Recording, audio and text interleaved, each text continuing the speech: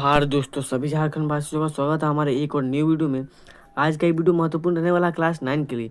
जो आप लोगों ने प्रोजेक्ट रील के तहत जो आप लोगों का वीकली टेस्ट आज हुआ, तो उसका आंसर के यहाँ पे आ चुका है। फटाफट से आप लोग मिला लो, 100% रियल आंसर के रहने वाला है, ठीक है। तो फटाफट आप लोग मिला के नीचे जरूर कमेंट में आप लोग को बताना कि आप लोग का कितना सही और कितना गलत हुआ है, ठीक है। चलिए वीडियो को शुरू करते हैं। वीडियो को शुरू करने से पहले हमारे यूट्यूब चैनल में जो नए हो, वीडियो को लाइक करो, चैनल को सब्सक्राइब करो, ठीक है। और इस वीडियो को शेयर करो अपने और दोस्तों तक, ताकि उनको भी इस वीडियो का लाभ मिल सके। और वीडियो को शुरू से लेकर अंत तक देखना, ताकि आपको समझ में आ सके कि जो आंसर है वो किस प्रकार की जो कि हैं। चलिए देखिए, पहला प्रश्न आप लोग का इस प्रकार का पूछा गया था। इस प्रकार का देखिए, आप लोग का पहला प्रश्न था कि भारत में वनों का पहला इंस्पेक्टर जनरल कौन था, ठीक है। भारत में यहाँ पे पूछा गया। देखिए ऑप्शन में है फ्रांस का कैल्विन, उसके बाद देखिए जर्मनी का डिट्रैक ब्रेंडिच, उसके बाद ऑप्शन सी में इंग्लैंड का क्रिस पॉड, और ऑप्शन डी में रूस का निकोलस। तो इसका राइट आंसर हो जाएगा ऑप्शन नंबर बी, ठीक है। ऑप्शन नंबर बी यानी कि जर्मनी का डिट्रॉक ब्रेडिच, ठीक है, डिट्रॉक ब्रेडिच। उसके बाद प्रश्न संख्या 2 में पूछा गया था कि वनोन्मूलन क्या है, ठीक है। तो वनों का लुप्त होना, पूर्ण विकसित पेड़ों की कटाई, वनों से जंगली जानवर का ठीक है, विलुप्तीकरण, या नए पेड़ लगाना। तो इसका राइट आंसर हो जाएगा ऑप्शन नंबर ए, ठीक है, वनों का लुप्त होना। उसके बाद प्रश्न संख्या 3 का प्रश्न यहाँ पे है कि कांटेदार चाल वाला, ठीक है, कांटेदार चाल, ठीक है, चल वाला वृक्ष कौन सा है। तो साल, टिक, सेमूर, उपरोक्त सभी। तो इसका राइट आंसर हो जाएगा सेमूर, ठीक, ऑप्शन नंबर सी हो जाएगा सेमूर। चलिए नेक्स्ट प्रश्न को देखते हैं। यहाँ पे देखिए चौथा नंबर का प्रश्न है, बिरसा मुंडा ने जिस क्षेत्र में वन समुदाय के विरोध का नेतृत्व किया वह कौन सा था। तो इसका राइट आंसर हो जाएगा ऑप्शन नंबर डी यानी कि छोटा नागपुर, ठीक है, ऑप्शन नंबर डी छोटा नागपुर। उसके बाद यहाँ पे देखिए प्रश्न संख्या 5 का प्रश्न था कि निम्नलिखित में से मोसिम, ठीक है, मोसिम किस भाषा का शब्द है। तो हिंदी, अंग्रेजी, अरबी या उर्दू। तो इसका राइट आंसर हो जाएगा अरबी, ठीक है, ऑप्शन नंबर सी यानी कि अरबी।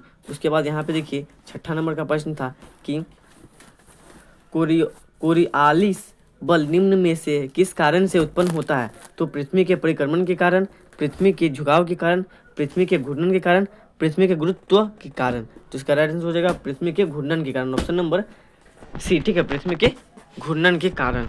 चलिए इसके बाद नेक्स्ट प्रश्न को हम लोग देखते हैं। तो देखिए आप लोग का नेक्स्ट प्रश्न था कि पश्चिम बंगाल में हवाओं के साथ गुजरने वाली मूसलाधार वर्षा को किस नाम से जाना जाता है। तो इसका देखिए व्यापारिक पौने, ठीक है, काल वैसाखी, लू, इनमें से कोई नहीं। तो इसका राइट आंसर हो जाएगा काल वैसाखी, ठीक है, काल वैसाखी। उसके बाद 8वां नंबर का प्रश्न आप लोग का कुछ इस प्रकार का पूछा गया था कि भारत में चुनाव कराने की जिम्मेदारी किसकी होती है। तो भारत के राष्ट्रपति, भारत का प्रधानमंत्री, भारत का निर्वाचन आयोग, भारत का सर्वोच्च न्यायालय। तो इसका राइट आंसर हो जाएगा ऑप्शन नंबर सी, ठीक है, भारत का निर्वाचन आयोग। उसका नेक्स्ट प्रश्न को हम लोग देखते हैं। 9वां नंबर का प्रश्न आप लोग का कुछ इस प्रकार का था कि भारत में संसद सदस्य का कार्यकाल कितने वर्षों का होता है। तो 3 वर्ष, 4 वर्ष, 5 वर्ष या 6 वर्ष। तो इसका राइट आंसर हो जाएगा 5 वर्ष, ठीक है, 5 वर्ष। उसके बाद यहाँ पे देखिए निम्न में से भारत निर्वाचन आयोग का मुख्य उद्देश्य क्या है। तो मुख्य उद्देश्य है कि स्वतंत्र एवं निष्पक्ष तरीके से चुनाव करवाना। तो चलिए 10 के 10 उत्तर का जो कि आंसर आप लोगों ने देख लिया। अब हम लोग बढ़ते हैं जो कि है सब्जेक्टिव आंसर की तरफ, ठीक है। हम लोग बस आंसर देखेंगे, ठीक है, प्रश्न आप लोग का अपने से कर लीजिएगा। चलिए फटाफट हम लोग आंसर को देखते हैं। चलिए सब्जेक्टिव प्रश्न को भी हम लोग करना शुरू कर देते हैं, ठीक है। देखिए आप लोगों को सब्जेक्टिव प्रश्न था, तो देखिए 11 नंबर का सब्जेक्टिव प्रश्न था, तो उसका उत्तर यहाँ पे दिया हुआ है, ठीक है। देखिए फटाफट से आप लोग मिलाते हैं। देखिए 11 नंबर का उत्तर यहाँ पे दिया हुआ है कि झूम की खेती, जिसे स्थानांतरित खेती भी कहा जाता है, यह एक पारंपरिक कृषि पद्धति है। इसमें किसान जंगल या घास के मैदानों को साफ करके और जला कर खेती करते हैं। उसके बाद देखिए आप लोग का जो 12वां नंबर का प्रश्न है, उसका उत्तर यहाँ पे कुछ इस प्रकार का दिया हुआ है कि मानसून एक मौसमी पवन प्रणाली है जो मुख्य रूप से भारतीय उपमहाद्वीपों, दक्षिण पूर्व एशिया और अफ्रीका के कुछ हिस्सों में ग्रीष्मकालीन और शीतकालीन ऋतुओं में महत्वपूर्ण जलवायु परिवर्तन लाता है। उसका देखिए 13 नंबर का प्रश्न आप लोग का कुछ इस प्रकार का, देखिए यहाँ पे देखिए आप लोग का 13 नंबर का प्रश्न है, उसका उत्तर आप लोग का यहाँ पे दिया हुआ है, ठीक है। भारत के मुख्य रूप से आरक्षित निर्वाचन क्षेत्रों की प्रणाली का पालन करता है, जहां विधायी निकाय में उनका प्रतिनिधित्व सुनिश्चित करने के लिए अनुसूचित जाति एससी और अनुसूचित जनजाति एसटी के उम्मीदवारों के ठीक है, उम्मीदवारों के लिए सिम आरक्षित है, ठीक है, सीमा आरक्षित है। ये हो जाएगा आप लोग का 13 नंबर का उत्तर। अब हम लोग बढ़ते हैं 14 नंबर की तरफ। देखिए 14 नंबर का प्रश्न था, उसका उत्तर आप लोग का कुछ इस प्रकार का है, ठीक है। 14 नंबर का उत्तर देखिए यहाँ पे कुछ इस प्रकार का है, इसको आप लोग अच्छी तरह से देख लो। देखिए यहाँ पे है, तापमान की दृष्टि से भारत के थल मेरुस्थल का दैनिक तापमान सबसे अधिक होता है। इसका मुख्य कारण है यहाँ दूर दूर तक रेत का विस्तार है, ठीक है। दिन के समय रेत गर्म हो जाता है और तापमान बढ़ जाता है। ये हो जाएगा 14 नंबर का। अब 15 और अंतिम नंबर का प्रश्न का उत्तर हम लोग इस प्रकार देख लेते हैं।